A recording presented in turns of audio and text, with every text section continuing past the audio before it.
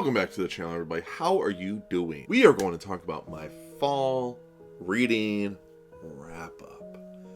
And I'm going to tell you guys, if I had to tell the truth, which I always try to do, I always try to be truthful, even if it hurts. That's the beauty about the truth. I read 36 total books. 23 of them were manga, and 11 of them were, well, not manga. I will say I have 5 that I was like, oh, these are really good. I really like these books. But honestly, if I had to give like a rating out of 10 about my reading experience for the fall TBR, I'm going to give it like probably like a 6.5 out of 10.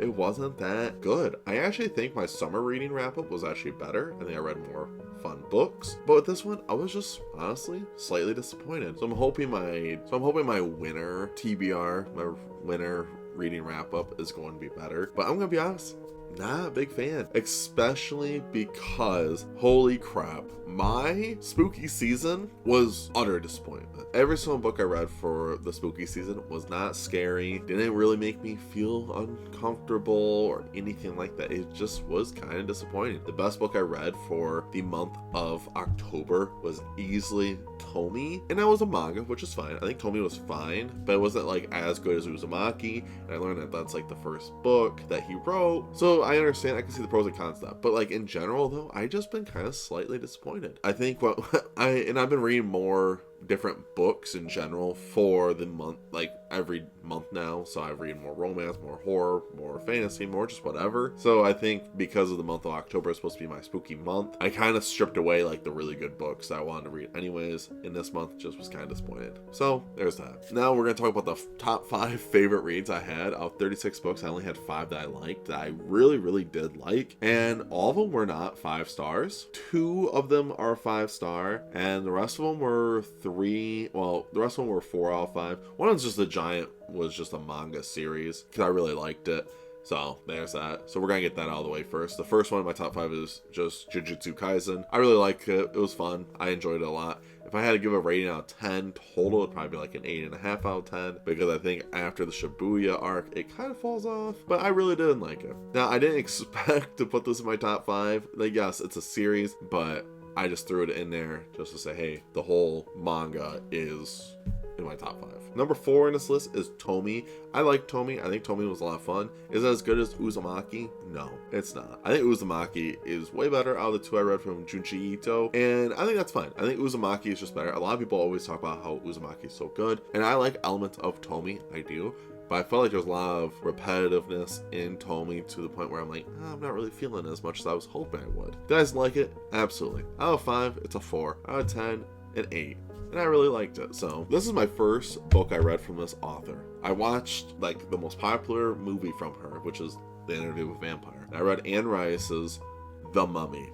I bought it back when I was in Tennessee. I actually bought a bunch of mass paperbacks when I was in Tennessee. My mom was a big fan of Anne Rice, and so I was like, you know what, screw it, why not? And I decided to read it because I was like, you know, I've been a little lackluster for spooky books. So The Mummy is like a dark romance with a little bit of horror in it, and I'm not gonna lie, Anne Rice, dang, when she writes scenes of this book, holy crap, there's some scenes that are just so creepy, and I'm like, oh my gosh, this is so good that I just wasn't expecting it to be on that level, and it really just took my breath away of how good it was. I also like how Anne Rice kind of like does like a slow burn romance in this book, and there's just the way that she writes characters in this is just really well, and I'm actually looking forward to reading her other books. I might do a giant video of Anne Rice in the future because I want to read The Interview with Vampire, and I also want to read, I think it's called The Witching Hour. She has a witch series, so I want to read those other 2 books, and I might do a video about The Mummy and The Witching Hour and Interview with Vampire. I think it'd be a lot of fun. But yeah, I read The Mummy. I thought it was really fun. I give it a 4.5 out of 5.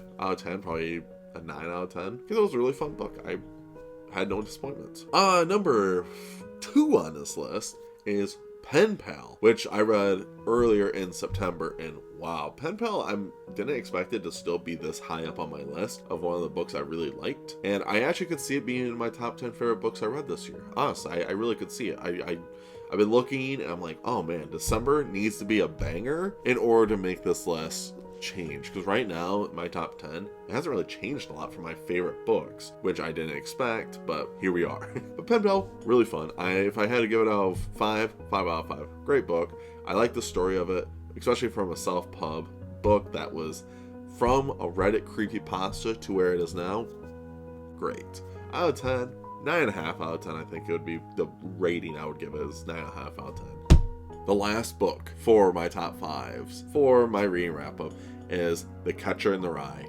Whew, 5 out of 5, 10 out of 10. This book is deep. And I think if people read this book and they're like, oh, the character sucks, you truly don't understand the whole plot of this book at all. I'm not trying to be like, I'm smarter than you or anything, but I think people just don't understand like the reasoning why this character is the way he is. And I think people are just not understanding that element, which is fine. And I think that when you are older, I think that's when you should read it. I don't think kids should actually read it because they don't really understand it as much. But I think people like my age, I think if you're a little over 25, if you're like over 25, I think that's when you should actually read The Catcher in the Rye, because you'll actually see a lot of things differently. Your point of views on things are going to be a little different, and I think you'll be more understanding of what is actually going on in this book. And I really like this book. I think this book was awesome. It's definitely going to be in my top 10 favorite books of the year. So is Pen Pal, so I'm pretty excited to see if any changes will happen through all that. But in general, I really liked it. Now, like I said, my fall reading months have not been very good. I was actually kind of disappointed with a lot of it. And I'm hoping the winter is going to be a lot better. But stay tuned for the winter TBR video. I kind of like doing this seasonal reading thing where I just show you guys a bunch of books that I plan on my goals of reading. And then I have all these other books I plan on reading anyways. I kind of like that approach a lot more. And it's more fun that way. If you guys made it to the end of the video, I do appreciate it. Let me know down below what you guys think. What is your favorite books for the fall season? Did you guys have any disappointments? Was your spooky season that good, or did you guys just felt disappointed with some of your reads? Because I can feel that. I understand that pain. And of course, make sure you guys stay safe, stay humble, and tell someone you love them. I'll see you guys in the next video. Stay weird.